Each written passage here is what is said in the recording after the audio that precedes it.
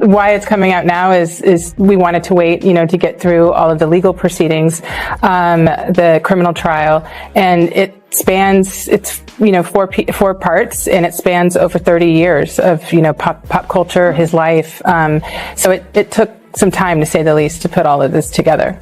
It's an important story, and you could just tell it with all the public material. Mm-hmm. You go further, you've gotten your hands on some extra new material people are going to see for the first time, including this video. Any journalist would want to know how you got it, but it is Sean Diddy Combs in the heat of this, right before the arrest for the trial we just discussed, in private moments, talking to his lawyer, cameras running. He also underestimated that with every celebrity, you do have different claims, and some are completely unfounded. But I think that some of these lawsuits, there's receipts. Mm-hmm. And there's footage, and there's voice recordings. And I think that for a man, it's also very interesting, for the culture of hip hop, so many artists record themselves, and they probably, when they were, recording themselves in 2005, never saw the year 2025 and how accessible that media would be to actually make a case for things. And 50 Cent's latest Netflix documentary hit screens on Tuesday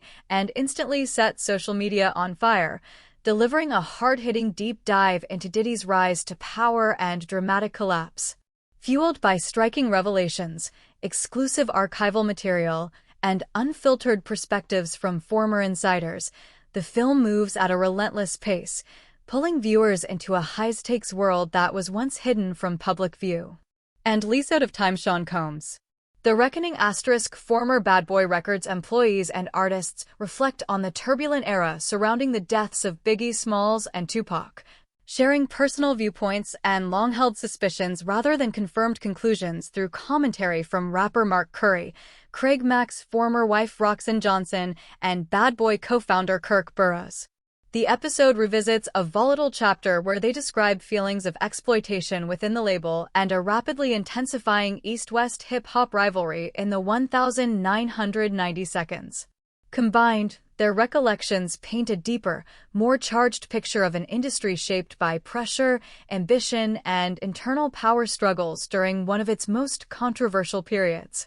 From Greg Kading, the detective that worked on Tupac and Biggie's case in this documentary. He is the investigator that did that proper agreement with Keefe D way back in 2008, where Keefe D alleged that Diddy tried to offer him $1 million to take out Tupac and Suge Knight. And Tupac's trial with Keefe D is coming up very soon in early 2026. And we know that Diddy's name has been dropped at least 200 times during these proceedings. And Puff created the atmosphere for both of those guys to lose their life. I honestly, when I look back on it, if he trusted Sean more, it would have been better. But he didn't trust him as much as the way Sean says they were best friends after he was dead. No, I didn't see that during the time. The documentary relentlessly unleashes one bombshell after another, positioning itself as one of the most confrontational deep dives into Diddy ever released. It claims that he is currently being held at a federal facility in New Jersey, serving a sentence tied to transportation-related offenses, while also noting that a jury rejected several higher-level accusations, underscoring the complexity of the case. Public scrutiny around Diddy surged sharply in late 2023 after a high-profile civil lawsuit filed by his former partner ignited a cascade of additional legal actions, pushing his name into non-stop headlines. As the series emphasizes, these claims have continued to multiply, fueling intense debate and speculation, even as Diddy has firmly and repeatedly denied all allegations, leaving the public caught between controversy, legal outcomes, and unanswered questions. Diddy Combs have now sent a cease and desist letter to Netflix. That's right. They are demanding it not release a docuseries featuring the embattled. This documentary doesn't merely rehash old accusations. It escalates the conversation by introducing new claims that reignite headlines and fuel intense public debate. The filmmakers say they obtained rare behind-the-scenes footage of Diddy inside a New York hotel room just days before his arrest, captured by a videographer working with him at the time. The clips reportedly show him discussing next steps with legal counsel and reacting to the overwhelming media storm closing in. Moments the series frames as raw and unscripted. Presented as a close-up look at the strain, uncertainty, and pressure beneath the public image, the footage is positioned as a stark contrast to the controlled narrative seen on the surface. I'm waiting the whole time for Aubrey O'Day to reveal some major story that happened between her and Diddy. 3 episodes in, she's basically just talking about Diddy in a very general way. It isn't until the 4th episode that Aubrey reveals a witness walked in on Aubrey O'Day completely inebriated with Diddy doing things to her, as well as a second man who they refer to as a light-skinned, tall man. Details are very explicit and not anything I could share on here. This witness revealed that it was 100% Aubrey O'Day. It was really uncertain in watching Aubrey's reaction and kind of resharing this story whether or not she fully recollected the situation. He says it couldn't have been her choice to become inebriated because that was never her issue. She never really drank a whole ton. The earlier parts of this series, Aubrey does reveal these series of emails that she got from Diddy. They were all in very sexual nature, in a very sexual tone. He's basically asking her to come over and do certain things with him. It's these very domineering emails where he's basically setting the tone that he's the boss. She says that she felt very uncomfortable about those emails, and 6 months later, It's highly unusual for anyone to speak this candidly before formal charges, as discussions like these are typically guarded behind strict privacy. The documentary argues that allowing a videographer into the room may have inadvertently exposed sensitive legal exchanges, potentially blurring the boundaries of confidentiality. Diddy's legal representatives later told NBC News that the footage was never authorized for release and that they have no clarity on how it surfaced on Netflix, stressing that the videographer was under binding confidentiality obligations. They firmly maintain the material was meant to remain private, framing its release as a serious breach rather than an intentional disclosure. We had gotten over CCNY. It looked like the coast was clear. We were renegotiating with Arista.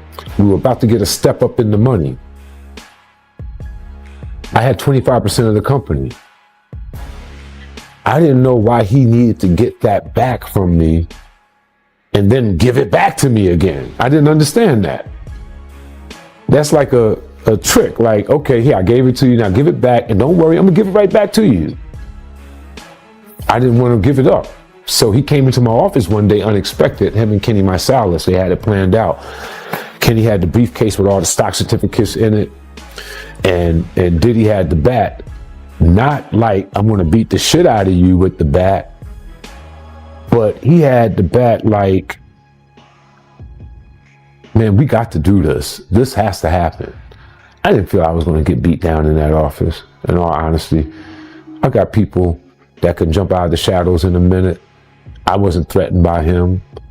What I was messed up over was the fact that I started this company with you from day zero, and now the one solid thing that you told me I had, you want to take that back and do a return to me on that at this critical time that we're renegotiating and getting a step up on the contract.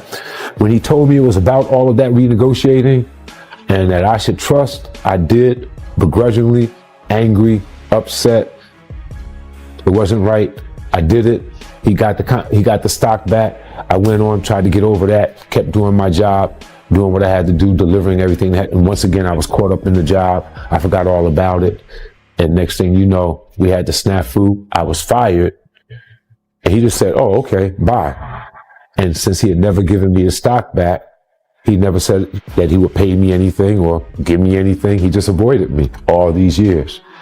Not only did he avoid me all these years, running high and low,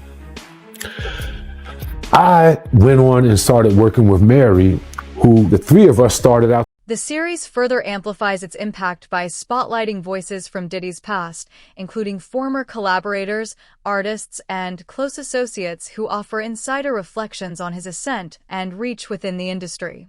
Among those featured is Times Making the Band Times alum Aubrey Day, who shares her personal experiences, adding depth and perspective to the unfolding narrative.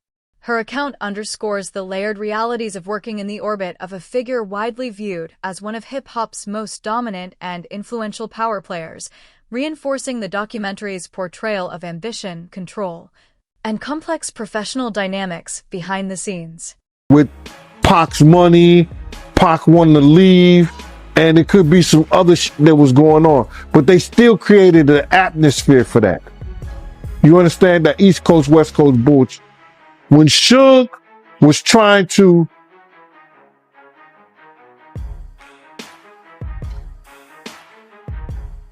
use the New York guys to, okay, man, come on, let's make some sense of this shit.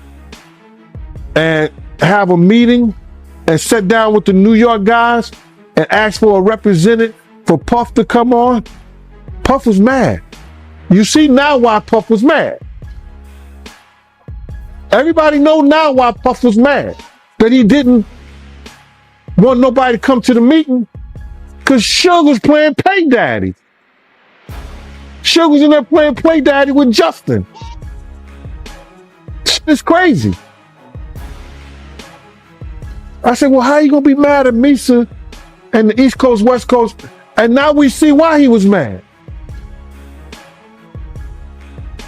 We don't know if Suge sent Puff those pictures years ago.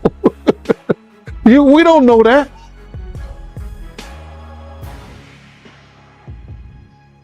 But that's why Puff didn't send a representative when Zipman was asking him, man, let me represent, just let me know. Nah, man, F that. They trying to get a black distribution company, a publishing company, all that. For hip-hop artists and music.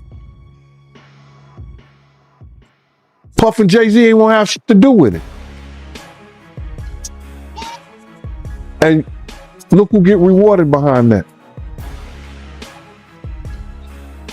So, to answer your question,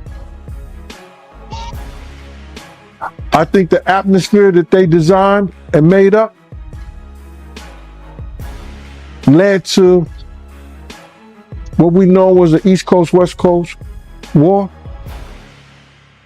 And both of them had some responsibility in that. The series continues to escalate with testimony from figures tied closely to Diddy's past as singer L.B. Sure, who once dated Kim Porter, shares what he claims to have observed.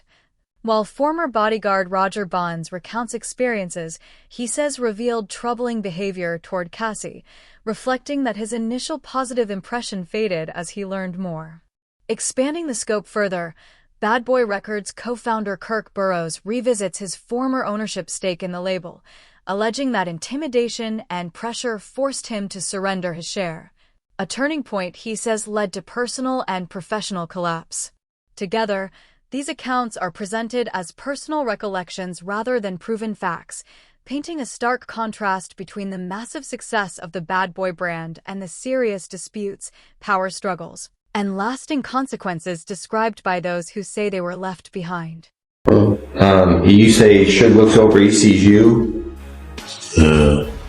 He looks right at you? Yeah, he looks at me. Okay. When he looks over at you, and then, Tupac's busy getting shot. Evidently, the story is Tupac's trying to either get out in the back seat or something. Yeah, what do you see happening inside their car? I seen the bullet going Suge's head. I thought he was dead. You thought he was dead. So Orlando across Dre? He leaned over on the window, we rolled down the window, popped. They would drove on my side, I would pop them. You know what I'm saying? But they was on. Burroughs later pursued legal action of his own, but the case was thrown out due to the passage of time, and he remains entangled in other legal disputes to this day.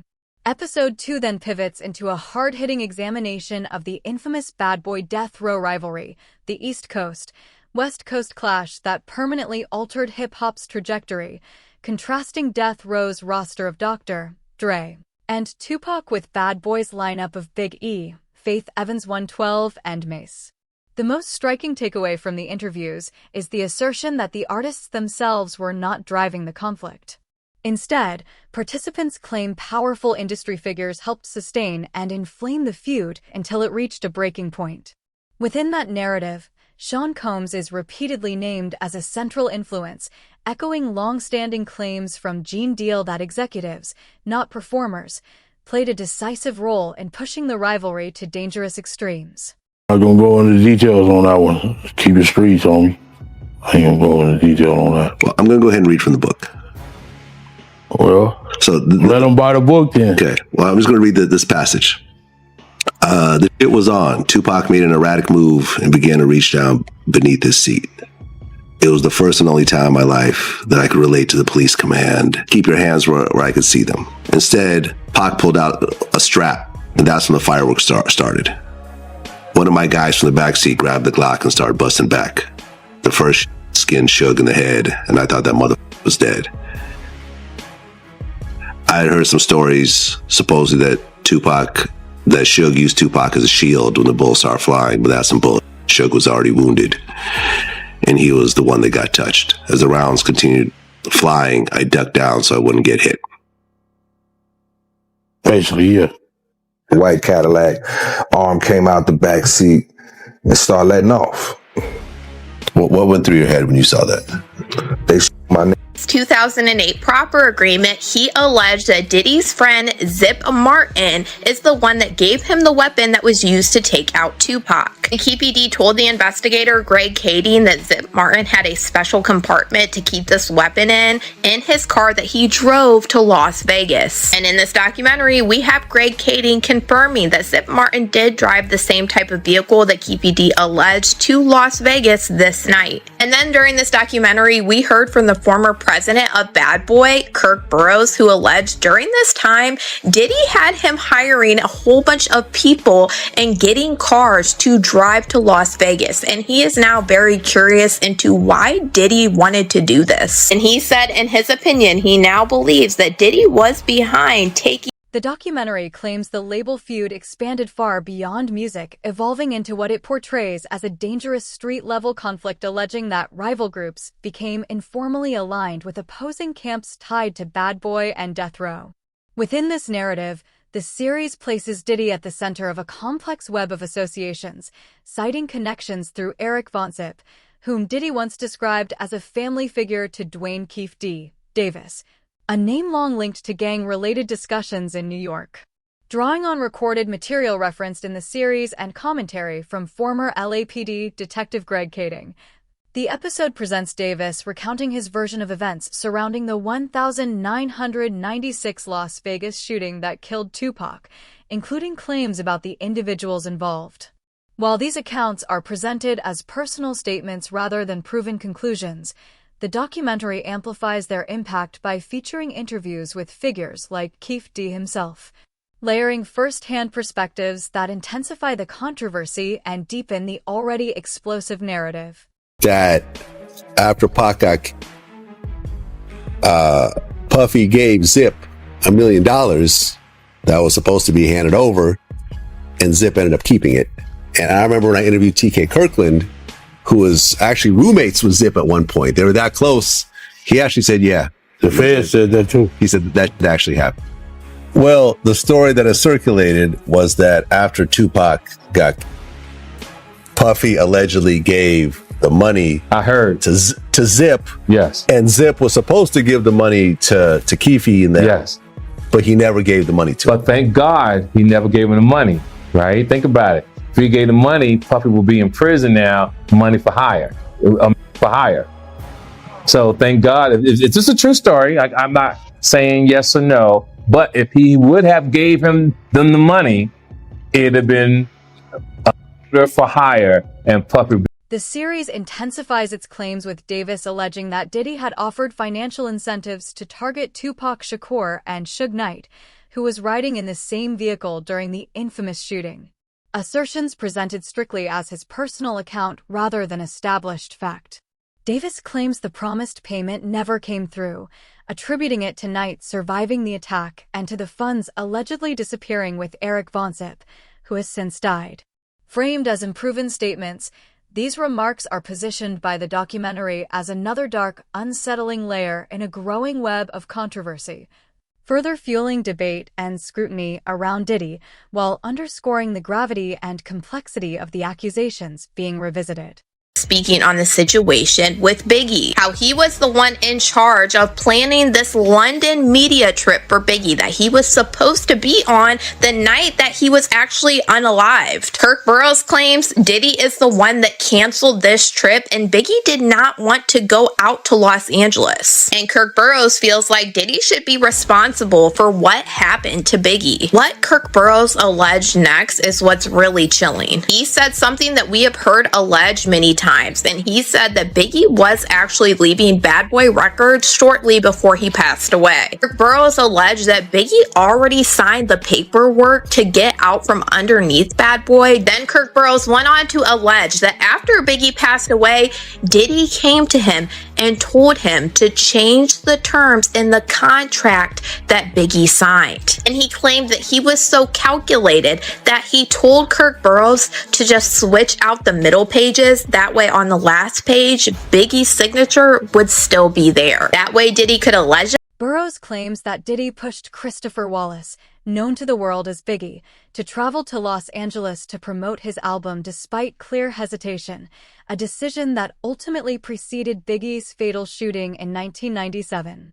He argues that this move effectively placed the artist in harm's way and accuses Diddy of later shaping a public narrative that framed the trip as Biggie's personal choice rather than one driven by outside pressure.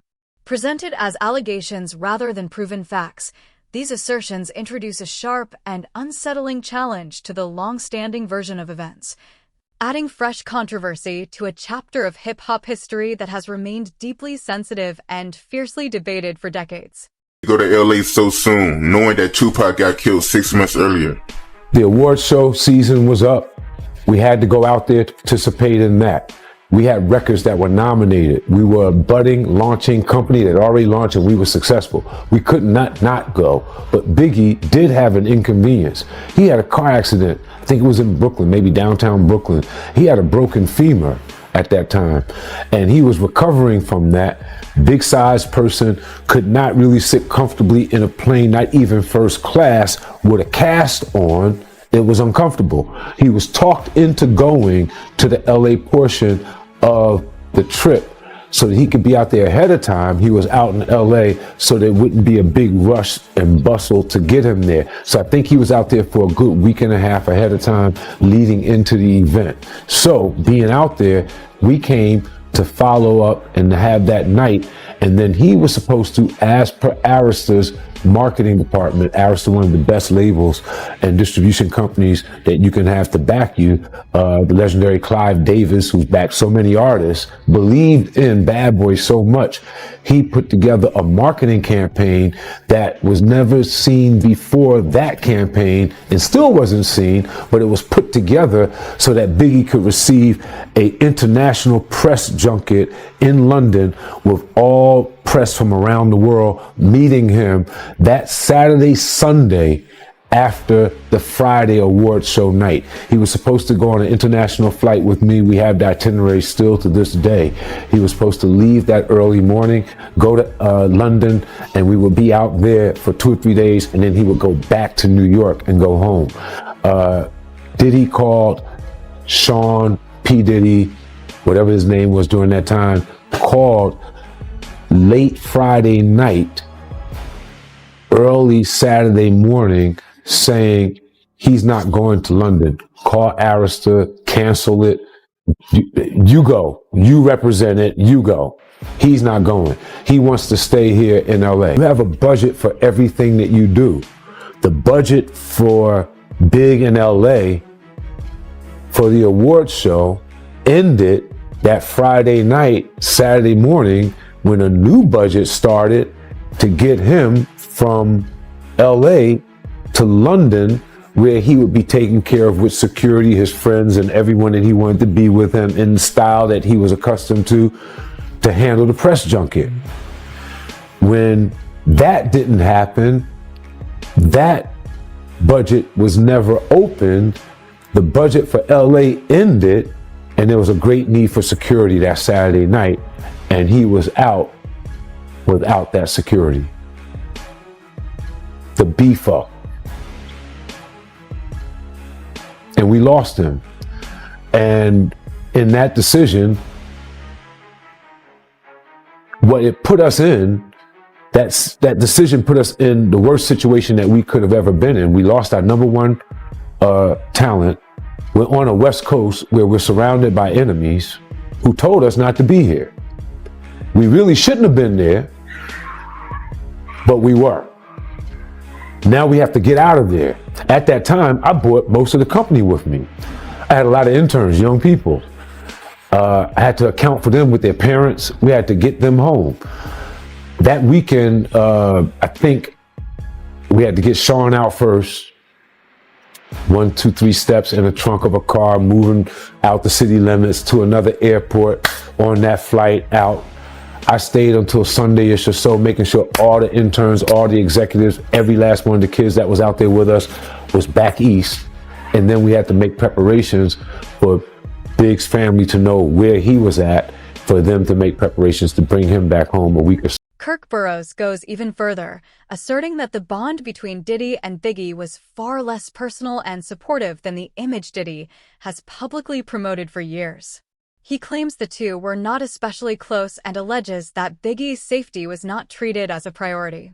A portrayal that sharply contradicts the long-standing narrative of loyalty and brotherhood. Framed as Burrows' personal perspective rather than established fact, these statements introduce a disturbing counterview that challenges the polished legacy surrounding their relationship and deepens the documentary's exploration of power, image, and accountability. Oh, hi, Gene. How are you? All right, man. You know I ain't seen you since I came to your house and had that conversation with you. How you been? You all right? I've been okay. I've been watching you on Facebook. I'm sorry, Ms. Wallace. I'm sorry I had to do what I had to do, but you know, it is what it is. Okay. I know you do. Thank you, Ms. Wallace. Like I told people, I said if Ms. Wallace would have called me and told me to shut it down, I would have shut it down. Ms. Wallace ain't called. She knew how to get in touch with me. If Ms. Wallace didn't tell me to shut it down, I'm going to keep doing it because I respect you, Ms. Wallace. Do what you do. First thing I said was, Ms. Wallace, if you tell me to stop, leave Puff, stop, no, I didn't say leave Puff. If you tell me to stop doing what I'm doing, I will. She said, no, G, I watch you. You keep doing it. You doing a good job. You, man, listen here. Yo, I was happier than one of them boys at a Diddy party. I was so happy, man, it was crazy. Cause this was the first time I had talked to Miss Wallace since the last time I talked to her and was telling her about Big's death. Adding to the weight of the controversy, Biggie's mother has openly said in past interviews that she believes Diddy may have been involved in circumstances surrounding her son's death, a belief she has expressed as a grieving parent rather than a legal conclusion. Her statements injected deeply personal and emotional gravity into the narrative, intensifying public scrutiny over events that have haunted hip-hop history for decades.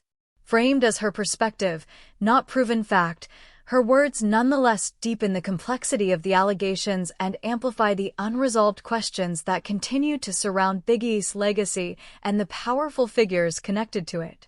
Getting into what happened with Biggie. And Greg Kading alleged that Diddy wasn't helpful at all in the investigation into what happened to Biggie. We saw a lot of different records being put on the screen where it said he did not want to give any more info at this time, and this was at the hospital where Biggie passed away. And I also noticed this document that flashed on the screen that was from investigator Russell Poole. And Russell Poole said that he called Miss Wallace to update her on the investigation and that she was frustrated and angry that no one had been arrested for her son's unaliving. After bringing her up to date on the case and explaining our frustration with the lack of cooperation from Puppy Combs, Bad Boy Entertainment, plus Biggie's own entourage's lack of further assistance in the investigation, Miss Wallace calmed down and understood the situation.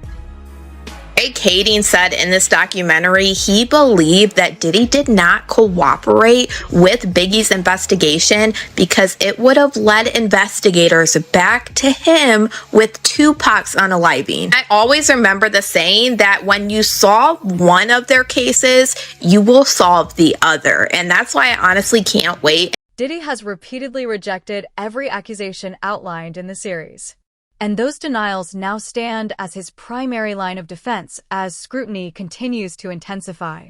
The documentary makes clear that if even a single claim were to gain broader acceptance, it could unravel the polished public persona he has carefully constructed over decades, exposing vulnerabilities few ever expected to see. Framed within uncertainty rather than conclusions, the moment represents a critical crossroads where reputation, legacy, and public perception hang in the balance, with the potential consequences far outweighing anything he has previously faced.